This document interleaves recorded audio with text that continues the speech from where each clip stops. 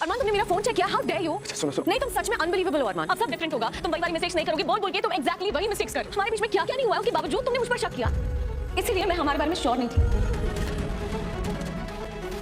By the way happy करवा चौथ। आने वाले एपिसोड होने वाले हैं ज़बरदस्त। जी हाँ दोस्तों, आने वाले एपिसोड में आप देखेंगे कि अबीरा गुस्सा करती है अरमान पर, कहती है कि तुमने मेरा फ़ोन एक्सचेंज किया और चेक किया तुमने कहा था हम कभी मिस्टेक नहीं करेंगे, और तुम फिर भी वही मिस्टेक कर रहे हो, वही गलती कर रहे हो और मुझ पे एतबार नहीं कर रहे, इसलिए तुम्हें तुम्हारे बारे में सीरियस नहीं थी।